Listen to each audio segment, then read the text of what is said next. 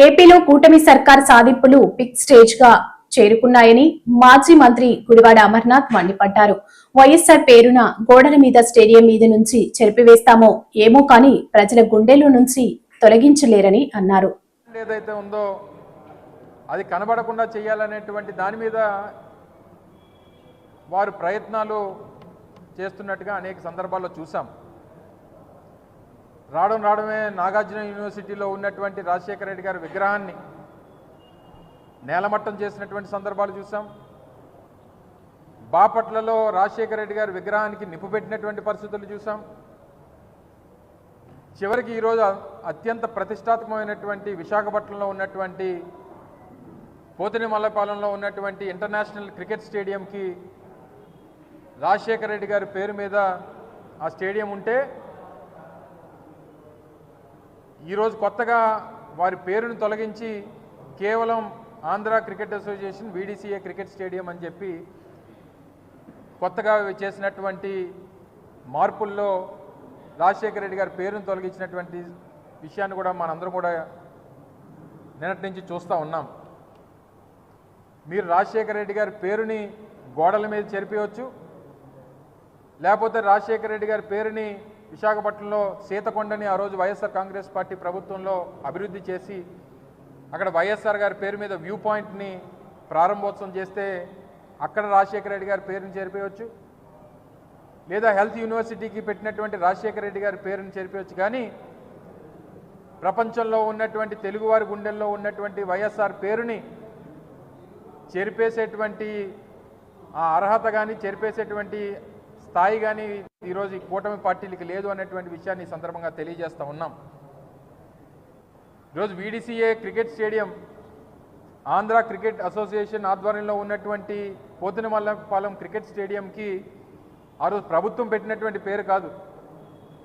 ఆ రోజు ఉన్నటువంటి ఆంధ్ర క్రికెట్ అసోసియేషన్ అధ్యక్షులుగా ఉన్నటువంటి గోకరాజు గంగరాజు గారు, లేదా ఆ రోజు ఉన్నటువంటి కమిటీ 2009 సెప్టెంబర్లో ఆ రోజు రాజశేఖర రెడ్డి గారు హఠాత్తుగా మరణిస్తే తక్షణమే ఆ రోజు నిర్మాణంలో ఉన్నటువంటి లేదా ఆ రోజు నూతనంగా నిర్మించినటువంటి ఆ స్టేడియంకి రాజశేఖర రెడ్డి గారు పేరు పెట్టాలని చెప్పి వారు నిర్ణయం తీసుకొని పెట్టినటువంటిది. దాన్ని ఏ హోదాలో తొలగించారు, ఎందుకు తొలగించారు, లేదా పేరు చూస్తే మీకేమైనా భయమా, వైఎస్ఆర్ బ్రాండ్ చూస్తే మీకేమన్నా మేము రాజకీయం చేయలేమనేటువంటి బాధ ఏమైనా ఉందా మీకు? సో అందుకనే ఈరోజు వైఎస్ఆర్ కాంగ్రెస్ పార్టీ దీన్నే తీవ్రంగా పరిగణిస్తూ వీరు చేస్తున్నటువంటి చర్యల్ని తీవ్రంగా ఖండిస్తూ రేపు ఉదయం 10 గంటలకి స్టేడియం దగ్గర ఒక నిరసన కార్యక్రమాన్ని కూడా నిర్వహించాలని చెప్పి పార్టీ నిర్ణయం తీసుకుంది. రేపు ఉదయం 10 గంటలకి రాజశేఖర రెడ్డి గారి విగ్రహం, ఎందుకంటే ఆ స్టేడియంకి రాజశేఖర రెడ్డి గారి పేరు ఉంది అనేటువంటి ఉద్దేశంతో ఆంధ్ర క్రికెట్ అసోసియేషన్ వారే విగ్రహాన్ని కూడా స్థాపించారు. అక్కడ ఆ విగ్రహానికి పాలాభిషేకం రేపు చేసి ఒక నిరసన కార్యక్రమాన్ని కూడా నిర్వహించాలని చెప్పి వైఎస్ఆర్ కాంగ్రెస్ పార్టీ విశాఖపట్నం జిల్లా ఆధ్వర్యంలో ఆ నిర్ణయం తీసుకున్నాం. రేపు ఉదయం 10 గంటలకి అక్కడ కార్యక్రమాన్ని పెడతాం, నిరసన వ్యక్తం చేస్తాం. తప్పకుండా ఏదైతే అది కమిటీ నిర్ణయం తీసుకుందా, ఆంధ్ర క్రికెట్ అసోసియేషన్ నిర్ణయం తీసుకుందా, లేదా ప్రభుత్వం తాలూకా ప్రోద్బలంతో ఆ నిర్ణయం తీసుకున్నారా, లేదా వైఎస్ఆర్ గారి పేరు చూస్తేనే గుండెల్లో లేదా వెన్నులో వణుకు పడుతూ ఉందా, ఏంటి అనేటువంటి దానికి ప్రభుత్వం సమాధానం చెప్తుందా, లేదా ఆంధ్ర క్రికెట్ అసోసియేషన్ సమాధానం చెప్తుందా అనేటువంటిది చూస్తాం.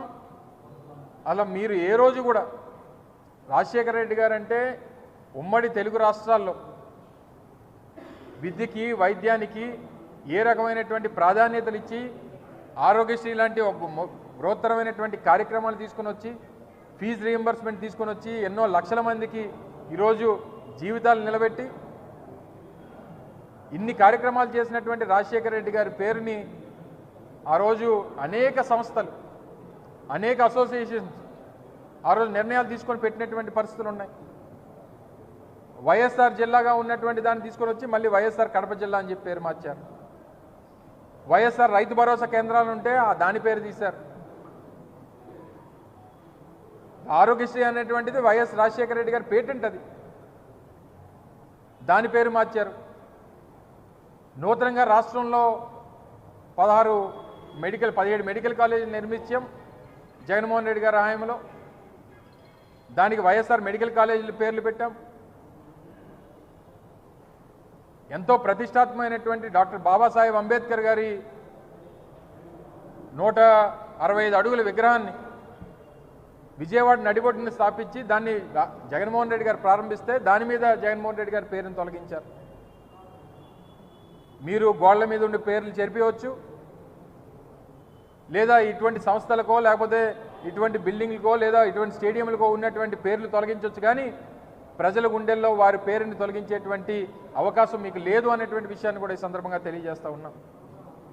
4 సార్లు ముఖ్యమంత్రి చేశారు చంద్రబాబు నాయుడు గారు. ఏ రోజన్నా ఎన్టీ రామారావు గారి పేరు తను పుట్టినటువంటి జిల్లాకు పెట్టాలనేటువంటి ఆలోచన ఎందుకు చేయలేకపోయాడు? చివరికి ఆయన ఎన్టీ రామారావు గారి పేరును కూడా జగన్మోహన్ రెడ్డి గారే తీసుకొని వచ్చి ఆ జిల్లాకు పేరు పెట్టాల్సినటువంటి పరిస్థితి జగన్మోహన్ రెడ్డి గారికే వచ్చింది. 4 సార్లు ముఖ్యమంత్రి చేసి ఎన్టీ రామారావు గారి పేరు ఎందుకు పెట్టలేకపోయారు? మళ్ళీ తిరిగి మమ్మల్ని నిందించడమో లేకపోతే మమ్మల్ని ఏదో మాట అనడమో కాదు. మీరు చేస్తున్నటువంటి పనులకి, మీరు చేస్తున్నటువంటి నిర్ణయాలకి తప్పకుండా తగిన శాస్తి, తగిన గుణపాఠం ప్రజలే చెప్తారనేటువంటి విషయాన్ని మరొకసారి తెలియజేసుకుంటూ, ఇప్పటికన్నా ఆంధ్ర క్రికెట్ అసోసియేషన్ ఆ నిర్ణయం మార్చుకుంటుందా, లేదా ప్రభుత్వం చేసినటువంటి ప్రభుత్వం ఒత్తిడి చేసినటువంటి ప్రభుత్వం ఆ నిర్ణయాన్ని మార్చుకుంటుందా, ఏది మార్చుకుంటుందో రేపు ఐపీఎల్ మ్యాచ్లు కూడా ఉన్నాయి. మీరు పేర్లు మార్చేసి మీకు నచ్చినట్టుగా మీరు చేస్తామనంటే కుదరదు. రేపు పెద్ద ఎత్తున వైఎస్ఆర్ కాంగ్రెస్ పార్టీ అక్కడ నిరసన వ్యక్తం చేస్తుంది. రేపు ఉదయం 10 గంటలకి ఆ కార్యక్రమాన్ని వైఎస్ఆర్ కాంగ్రెస్ పార్టీ విశాఖపట్నం జిల్లా యావత్తు కూడా దాన్ని టేకప్ చేయబోతా ఉందనేటువంటి విషయాన్ని మరొకసారి మీ ద్వారా తెలియజేస్తా ఉన్నాం. Thank you. అదే చెప్తున్నాం కదండి, మొదటి నుంచి చంద్రబాబు నాయుడు గారు ఇది 4వ ముఖ్యమంత్రి. ఇప్పుడు నేను ఇందాక నుంచి మాట్లాడినటువంటి కొన్ని స్కీములు, ఆరోగ్యశ్రీ అంటే రాజశేఖర రెడ్డి గారు గుర్తొస్తారు, ఫీజు రీయింబర్స్మెంట్ అంటే రాజశేఖర రెడ్డి గారు గుర్తొస్తారు, పెన్షన్లు అంటే రాజశేఖర రెడ్డి గారు గుర్తొస్తారు, లేదా రైతు భరోసా కేంద్రాలు అంటే జగన్మోహన్ రెడ్డి గారు గుర్తొస్తారు, లేకపోతే వెల్నెస్ క్లినిక్లు అంటే జగన్మోహన్ రెడ్డి గారు, 17 మెడికల్ కాలేజీలు అంటే జగన్మోహన్ రెడ్డి గారు, రాష్ట్రంలో 4 పోర్ట్లు అంటే జగన్మోహన్ రెడ్డి గారు, లేదా రాష్ట్రంలో 3 ఇండస్ట్రియల్ కారిడార్లు అంటే జగన్మోహన్ రెడ్డి గారు, భోగాపురం ఇంటర్నేషనల్ ఎయిర్పోర్ట్ అంటే జగన్మోహన్ రెడ్డి గారు. మరి ఇన్ని చెప్పినటువంటివి చంద్రబాబు నాయుడు గారి పేరు చెప్తే ఏం గుర్తొస్తుంది చెప్పమనండి? వెన్నుపోటు తప్పితే గుర్తొచ్చేది ఏముంది? అందుకనే ఇంకేవి కూడా